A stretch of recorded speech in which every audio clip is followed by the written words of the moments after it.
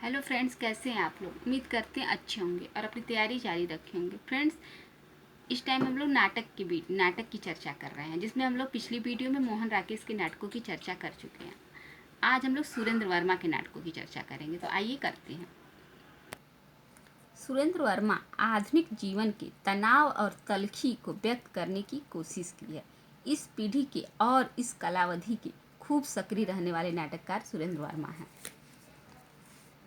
1972 में द्रौपदी शीर्षक नाटक से नाट्य रचना में रत होने के बाद वे निरंतर नाट्य रचना करते रहे और इनकी नाटक बराबर मंचित भी होती रही।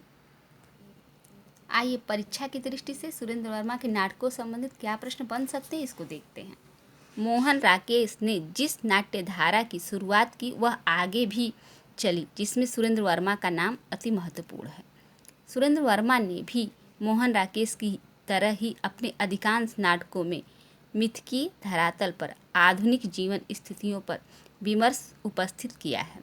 8वां सर्ग नाटक प्रथम बार हत्या शीर्षक से कथा पत्रिका में प्रकाशित हुआ। कौन सा नाटक? 8वां सर्ग नाटक हत्या शीर्षक से और कथा पत्रिका में प्रकाशित हुआ है। सुरेंद्र वर्मा का नाटक छोटे सैयद बड़े सैयद प्रथम बार हसन अली हुसैन अली नाम से प्रकाशित हुआ। इसको याद रखिएगा कि उनका नाटक छोटे सैयद बड़े सैयद प्रथम बार हसन अली हुसैन अली नाम से प्रकाशित हुआ है। आइए उनके नाटकों की चर्चा करते हैं। द्रौपदी नाटक का समय है 1972 ईस्वी। द्रौपदी में विवाहेतर जीवन की विसंगतियों का चित्रण है। इस नाटक में महाभारत कालीन द्रौपदी के 5 पतियों के मिथक को आधुनिक जीवन संदर्भ में प्रस्तुत किया गया है। सुरेखा के पति मनमोहन का व्यक्तित्व खंडित है। वह अनैतिक है, महत्वाकांक्षी है, अर्थलोलुप है, कामुक है और आत्मवेशी है। उसके ये विभाजित रूप ही सुरेखा के 5 पति बन जाते हैं।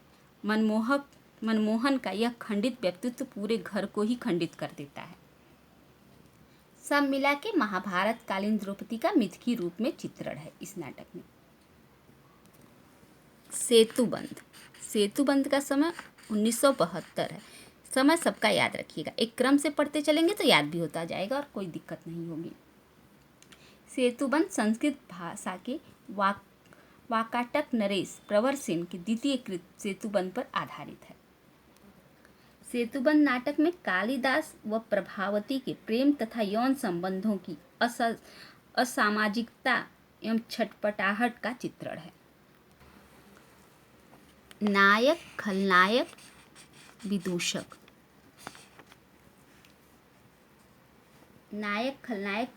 शकुंतला व दुष्यंत के जीवन पर आधारित नाटक है।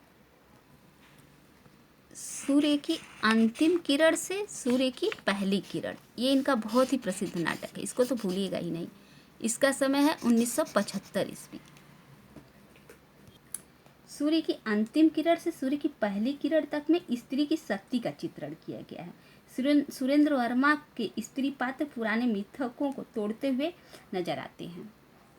इसमें स्त्री के काम मनोविज्ञान को बहुत काव्यात्मकता के साथ व्यक्त किया गया है। 8वां सर्ग का समय है 1976 ईस्वी। 8वां सर्ग भी इनका बहुत प्रसिद्ध नाटक है, इसलिए इसका थोड़ा विस्तृत चर्चा करते हैं। यह नाटक प्रसिद्ध सुरेंद्र वर्मा द्वारा ही रचित है। इसमें कालिदास द्वारा कुमार संभव के 8वें सर्ग की रचना को कथावस्तु का आधार बनाया गया है। कालिदास उज्जैनी के सम्राट चंद्रगुप्त के दरबारी कवि हैं। चंद्रगुप्त कालिदास का अत्यधिक सम्मान करते हैं। कालिदास का राजसभा में सम्मान होता है। राजसभा में कालिदास 8वें सर्ग का पाठ करते हैं, जिसे सुनने के लिए महाकाल मंदिर के पुजारी आते हैं। वे 8वें सर्ग पर अश्लीलता का आरोप लगाते हैं। पुजारी कहते हैं कि लिखने व सुनने वाले दोनों पापी हैं। इसके कारण कालिदास का सम्मान समारोह स्थगित हो जाता है। नाटक को अश्लीलता की जांच के लिए एक समिति नियुक्त की जाती है। कालिदास इस घटनाक्रम से क्षुब्ध होकर कुमार संभव की रचना को अधूरे में छोड़ देते हैं। घटना के 3 वर्ष बाद कालिदास की कृति अभिज्ञान शाकुंतलम की स्वर्ण जयंती मनाई जाती है। कालिदास को पुनः सम्मानित करने के लिए समारोह आयोजित किया जाता है। कालिदास इस समारोह में उपस्थित नहीं होते हैं। सम्राट इसका कारण पूछते हैं तो कालिदास कहते हैं कि मुझे सम्मान की आवश्यकता नहीं, रचना का संतोष मिल चुका है। देश के कोने कोने में लोगों का प्यार मुझे मिल चुका है। शासन यदि मेरी रचना पर रोक लगाएगा तो वह दूसरे राज्य में सप्तम स्वर में सुनी जाएगी। सब मिलाकर हम कह सकते हैं कि 8वां सर्ग नाटक कला के क्षेत्र में शीतलता व अश्लीलता के प्रश्न को उठाने वाला नाटक है। छोटे सैयद बड़े सैयद। छोटे सैयद बड़े सैयद का समय है 1982 ईस्वी। छोटे सैयद बड़े सैयद का कथानक मुगल सम्राट मोहम्मद शाह के समय के सैयद बंधुओं की राजनीति पर आधारित होने के कारण ऐतिहासिक नाटक की श्रेणी में रखा जा सकता है। इस नाटक में उस समय की अस्थिर, टुच्ची, षड्यंत्रों से भरी कुटिल और स्वार्थपूर्ण राजनीति को इस तरह प्रस्तुत किया गया है कि उसमें हमारे अपने समय की राजनीति प्रतिबंधित होती प्रतीत होती है। इसी में इसकी सार्थकता है। अतः इसमें मुगल सम्राट मोहम्मद शाह के समय का यथार्थ चित्रण है। एक दूनी एक, किसी किसी किताब में एक दूनी एक लिखा है, किसी किसी में एक दूनी दो। इसका समय है 1987। एक दूनी दो की वस्तु भी काम संबंधों पर ही संबंधित है। इसमें नाटक का नायक काम संबंधों के आधार पर दूसरों से जुड़ना चाहता है लेकिन जुड़ नहीं पाता और अकेला रह जाता है। शकुंतला की अंगूठी। शकुंतला की अंगूठी का समय है 1990 ईस्वी। शकुंतला की अंगूठी में कालिदास की अभिज्ञान शाकुंतलम के रिहर्सल के दौरान दुष्यंत और शकुंतला की भूमिका निभाने वाले पात्रों के प्रेम, बिना किसी हाय तौबा या मनमुटाव के अलग होने और अपनी अपनी दुनिया में मग्न हो जाने की नाटक की अंतर्वस्तु बताया गया है। जिसमें सांकेतिक होता है कि आधुनिक काल में स्त्री पुरुषों के संबंध और उनसे संबद्ध मूल्यों में कितना परिवर्तन आ गया है।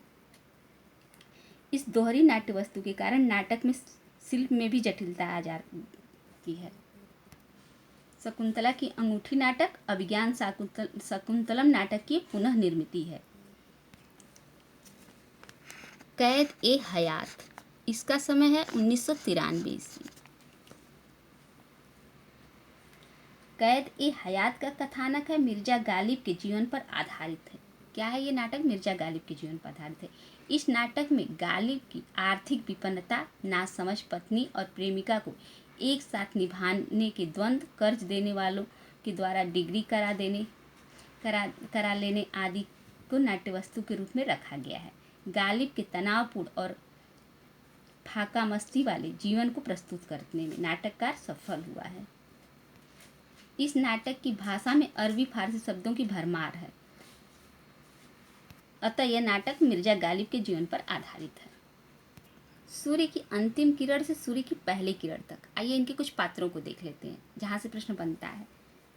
पुरुष पात्र में है ओकाक, महामात्य, राजपुरोहित, महाबलाधिकृत, प्रतोष।